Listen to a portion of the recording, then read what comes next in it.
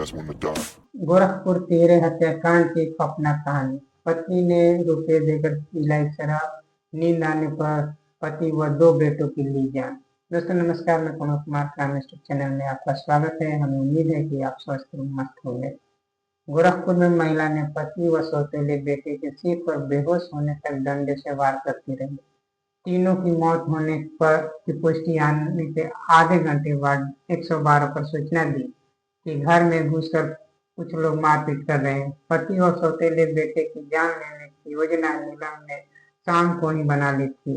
उसने कमरे में एक कोने में चाकू और डंडा को छिपाने के बाद चाट का ठेला लगाने वाले पति अवधेश के शाम को ही घर लौटने पर शराब पीने के लिए यह कहते हुए रुपए दिए कि जल्दी आना, साथ में भोजन करेंगे।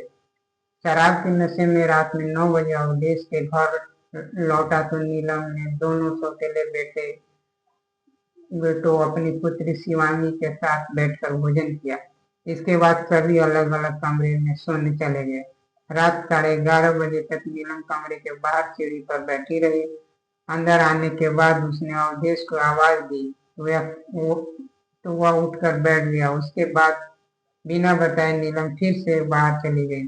1 घंटे बाद आई तो अवधेश गहरी नींद में सो चुका था। उसके बाद सीने पर बैठकर चाकू से 3 जगह से गला रेत दिया। उठने का प्रयास करने पर दोनों पैर से हाथ दबाकर पास में पड़े डंडे से सिर पर ताबड़तोड़ 8 से 10 बार हमला किया। अचेत होने पर दूसरे कमरे में पहुंची और बेड पर सो रहे आर्यन और आरोप को गला रेतने के बाद उनके सिर पर भी डंडे से तब तक हमला किया जब तक कि अचेत नहीं हो गए।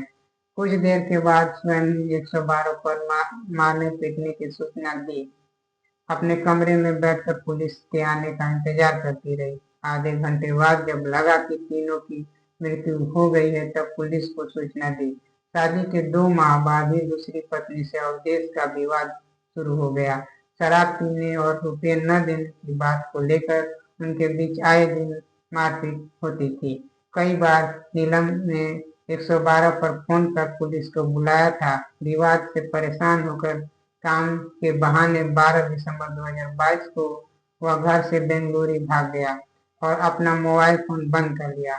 खोजबीन के बाद 14 दिसंबर को नीलम ने सहजनवा थाने में गुमशुदगी दर्ज कराई। 1 माह पहले उसने फोन पर बेंगलुरु में होने वाली जानकारी दी। शिवरात्रि के दिन पहले घर लौटा तो पत्नी से फिर विवाद शुरू हो गया। संत कबीर नगर जिले की माहुली थाना क्षेत्र स्थित मरीन धर्मशाला उर्फ मझगावा निवासी हरचू गुप्ता के एक बेटे और 2 बेटियों में से नीलम छोटी है। शाहनवाज थाने पहुंचे हरचू ने बताया कि नीलम ने कक्षा 8 तक पढ़ाई की है। 13 वर्ष पहले उनकी शादी जगदीशपुर निवासी अखिलेश गुप्ता के साथ की थी। वर्ष 2012 में लहेरा देवी मंदिर जाते समय में अखिलेश की मृत्यु हो गई थी। सुभावती ने बताया कि नीलम की बुआ उनकी रिश्तेदार हैं। 2018 में अवधेश की पहली पत्नी रेणु की टीबी से मृत्यु हो गई। कई रिश्ते आए लेकिन अवधेश ने शादी नहीं की। 8 माह पहले रिश्तेदार ने बताया कि नीलम के पहले पति की भी मृत्यु हो चुकी है। उनकी भी एक बेटी है। बातचीत आगे बढ़ाने पर दोनों की शादी हो गई। आर्थिक स्थिति ठीक न होने पर दूसरी शादी करने के बाद घर का आम खर्च चलाने के लिए अवधेश ब्याज पर रुपये लेकर चाट का ठेला लगाने लगा। ब्याज और खर्च अधिक होने से नीलम के साथ उसका विवाद होता था। सुभावती का आरोप है कि पति की मृत्यु होने के बाद नीलम का रिश्ता कई जगह तय हुआ लेकिन टूट गया। अवधेश को छोड़ने के लिए वह 5 लाख रुपए व गहने मांग रही थी। आर्यन और अरब को वह समय से खाना नहीं देती थी, रोने पर पीटती थी। आसपास के लोग चोरी छिपे बुलाकर दोनों को खिलाते थे। दोस्तों बस इतना ही। नमस्कार, फिर अगली वीडियो के साथ मिलेंगे। धन्यवाद।